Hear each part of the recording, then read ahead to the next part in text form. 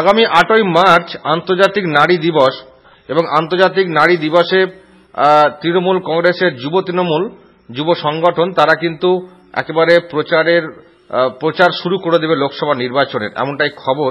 এবং ওই দিন থেকেই অ্যাকচুয়ালি আনুষ্ঠানিকভাবে দেওয়াল লেখন তারা শুরু করবে। এবং যেটা খবর পাওয়া যাচ্ছে যে প্রত্যেকটি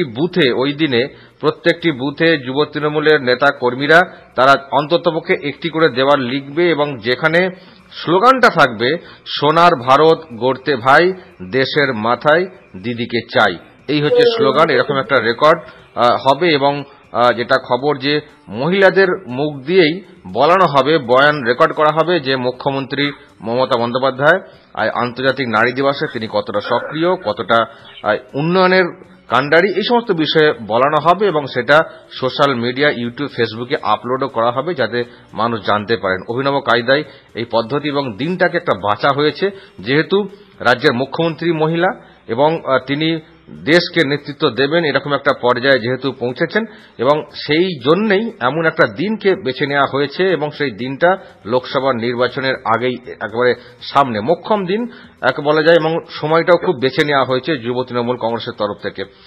আমরা আরো বিস্তারিত জানবো। এই মুহূর্তে ফোন লাইনে রয়েছেন হুগলি জেলার যুব তৃণমূলের সভাপতি শান্তনু ব্যানার্জি।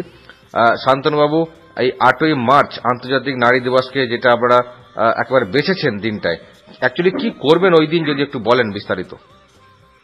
নমস্কার আমার পক্ষ থেকে। প্রথমেই বিষয়টা হলো ওদিনকে আন্তর্জাতিক নারী দিবস আপনারা সবাই জানেন 8ই মার্চ, এবং ওই দিন আমরা যেটা যুব তৃণমূল কংগ্রেসের পক্ষ থেকে আমরা অভিষেক বন্দ্যোপাধ্যায়ের নির্দেশে আমরা যেটা করতেছি, ওদিন আমার 5150টা বুথ আছে আমার সারা হুগলি জেলাতে। সেই 5150টা বুথের যারা আমাদের ওয়ার্কিং ওমেনরা আছেন এবং যারা আমাদের বাড়ির মা বোনেরা আছেন তাদেরকে সম্মান দিয়ে, তাদের আশীর্বাদ নিয়ে, মায়ের আশীর্বাদ নিয়ে আমরা প্রত্যেকটা বুথে অন্তত একজন করে মহিলাকে, যাদেরকে আমরা আমাদের পক্ষ থেকে সম্মান জানাবো।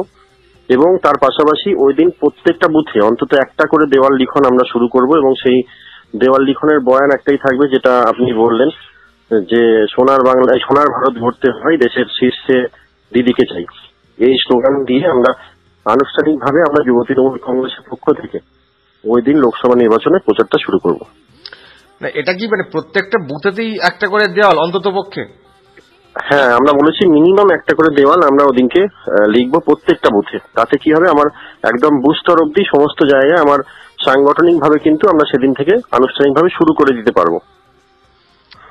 অবশ্যই প্রত্যেকটা বুথের একজন করে মহিলা তাদের যারা আমাদের মায়েরা আছেন তাদের আশীর্বাদ নিয়ে এবং তাদের আশীর্বাদ নিয়ে তাদেরকে একটা করে সম্বর্ধনা দিয়ে আমাদের পক্ষ থেকে যার যেমন সামর্থ্য হবে সেরকম একটা করে সম্মান জানিয়ে সম্বর্ধনা দিয়ে আমরা কিন্তু শুরু করব। এবং তাদের একটা বক্তব্য আপনারা কি রেকর্ড করবেন?